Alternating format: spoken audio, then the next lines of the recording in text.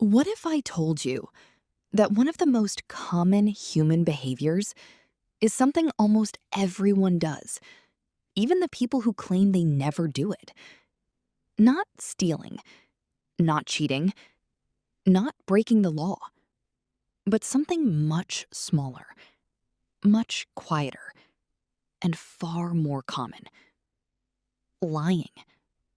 Not the kind of lie that appears in crime stories, not the kind that makes newspaper headlines, not the kind that destroys entire lives, but the little lies, the harmless lies, the everyday lies, the ones that seem too small to matter. Think about it. Someone asks, "How are you?" And you reply, "I'm fine," even when you're not. A friend asks if you liked a gift. You smile and say, "Of course," even though you didn't. Someone asks why you're late. And instead of saying, "I lost track of time," you blame traffic, or your alarm, or something else. Tiny lies, small distortions, little edits to reality. Most people hardly notice them. Yet psychologists estimate that humans tell lies far more often than we realize. Some studies suggest that many people lie at least occasionally every single day. Not because they're evil, not because they're criminals, not because they're trying to hurt others, but because lying is deeply connected to how humans navigate social life. Which raises an interesting question. Why? Why do humans lie at all? Why can intelligent, moral, caring people sometimes choose dishonesty? Why do we lie even when the truth seems easier? Why do children learn to lie so early? And perhaps most surprisingly, why do humans sometimes lie to themselves? Tonight, we are exploring one of the most fascinating mysteries of human behavior, a story involving evolution, psychology, social survival, self-image, and the complicated relationship between truth and human nature. This is the story of why humans lie, even about small things. To understand lying, we need to begin with an uncomfortable truth. Human beings are social creatures, extremely social creatures. For most of human history, survival depended on relationships, not strength alone, not intelligence alone, not speed alone. Relationships. Belonging to a group could mean protection, food, cooperation, safety, a future. Being rejected by the group could be dangerous, sometimes even deadly. As a result, the human brain evolved to care deeply about how other people see us, far more deeply than most people realize. Imagine living thousands of years ago. You offend the wrong people, damage your reputation, lose trust. Suddenly, life becomes much harder. Your opportunities shrink, your support disappears, your chances of survival decrease. In many ways, reputation became a form of protection. And once reputation becomes important, managing impressions becomes important too. This is where many lies begin. Not from cruelty, but from social survival. Imagine someone asking, "Did you enjoy my cooking?" If the meal was terrible, complete honesty might hurt their feelings. So many people soften the truth or avoid it entirely. Why?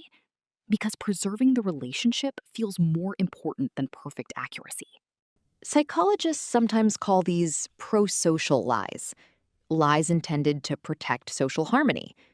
Not all lies are selfish.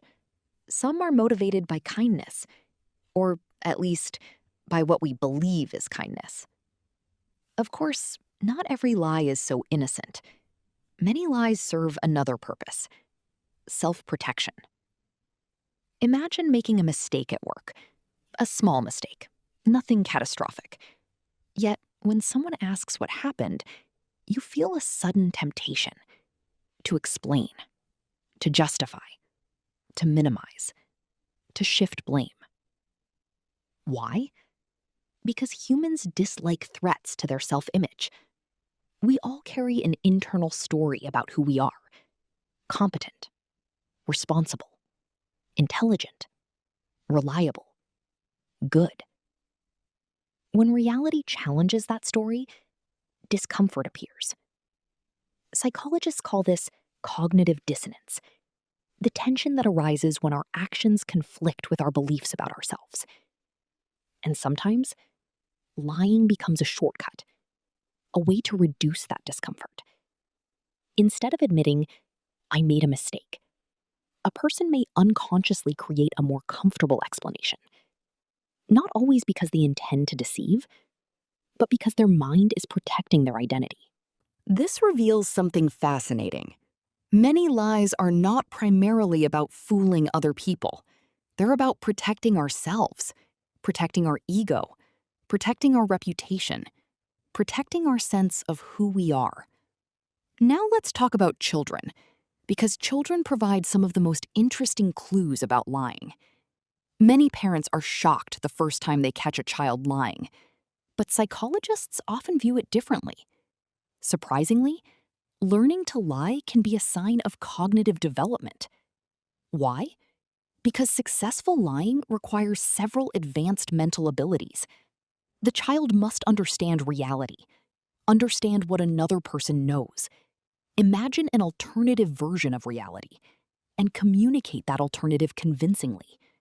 That requires sophisticated thinking. In other words, lying is not merely deception. It is evidence that the brain has developed the ability to understand perspectives, the ability to recognize that someone else's mind contains information different from your own. Of course, that doesn't make lying good, but it helps explain why it emerges so naturally. As human intelligence grows, so does the ability to manipulate information. And humans are exceptionally skilled at manipulating information.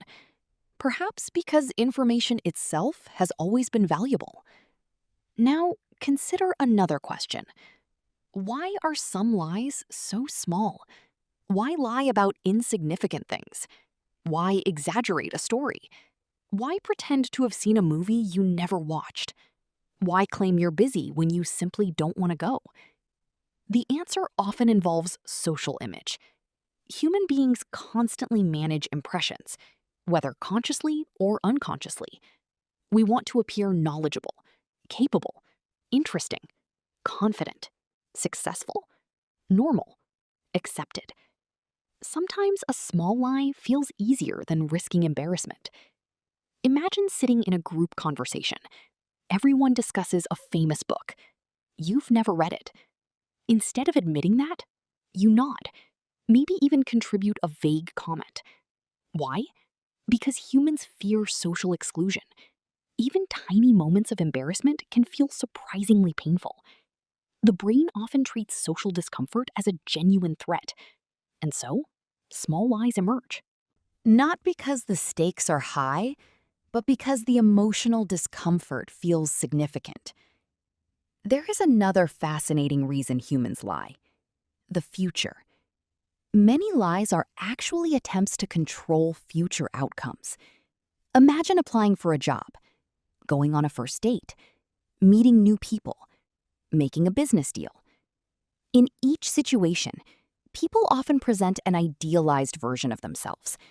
Not necessarily a complete fabrication, but a carefully edited version, highlighting strengths, downplaying weaknesses, emphasizing successes, minimizing failures. Why?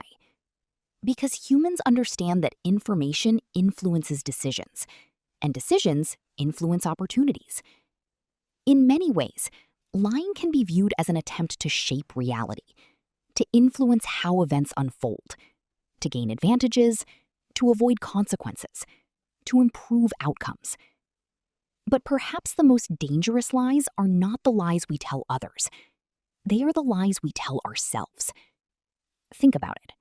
How often have people said, "I'll start tomorrow. I work better under pressure. I don't care what people think. I'm completely over it." Sometimes these statements are true, sometimes they are not. The human mind has an extraordinary ability to create comforting narratives, stories that protect us from painful truths, stories that help us avoid fear, regret, guilt, disappointment, or uncertainty. In fact, some psychologists believe self-deception may be one of the most powerful forms of deception that exists. Because if you genuinely believe the story, it becomes much easier to convince others as well. The mind becomes both the storyteller and the audience. Now let's examine something strange. Most people value honesty. They want honest friends, honest partners, honest leaders, honest coworkers. Yet the same people occasionally lie. How can both things be true? Because human behavior is rarely simple. Humans are full of contradictions. We value honesty, but also kindness. We value truth, but also acceptance. We value authenticity, but also social harmony. And sometimes these values collide.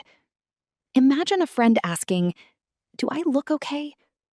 Total honesty might be hurtful. Complete dishonesty might be misleading. Many people find themselves navigating a complicated middle ground, a space where truth and compassion compete. This complexity helps explain why lying has existed throughout all of recorded history. Every culture, every civilization, every era, every society. Humans have always struggled with the tension between honesty and social survival. Because life is complicated, and relationships are complicated, and human psychology is even more complicated. Yet perhaps the most important lesson about lying is this. The existence of lying reveals something profound about the human mind.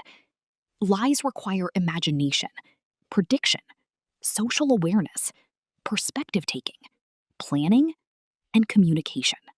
The very abilities that allow humans to create art, build civilizations, invent technology, and explore the universe also allow humans to deceive.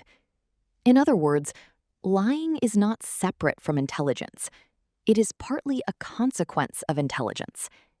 The same powerful brain that imagines possibilities can imagine alternative realities, and sometimes it chooses to present those realities to others. So, the next time you hear a small lie, or catch yourself telling one, remember this. The story is often more complicated than simple dishonesty. Sometimes people lie to protect themselves. Sometimes they lie to protect others. Sometimes they lie to gain advantages. Sometimes they lie to avoid consequences. And sometimes they lie because they are afraid. Afraid of rejection, afraid of embarrassment, afraid of judgment, afraid of losing something important. Because in the end, human beings are not machines, programmed only for truth. We are emotional creatures, social creatures, complicated creatures, trying to navigate a world filled with uncertainty. And somewhere between complete honesty and complete deception lies a fascinating reality. The fact that the human mind is capable of creating stories. Stories about the world. Stories about other people. And sometimes, stories about itself. And perhaps that is why lying remains one of the most uniquely human behaviors of all. Not because humans are naturally dishonest, but because humans are endlessly trying to balance truth with fear. Truth with belonging. Truth with survival. And that balance has shaped human history for thousands of years.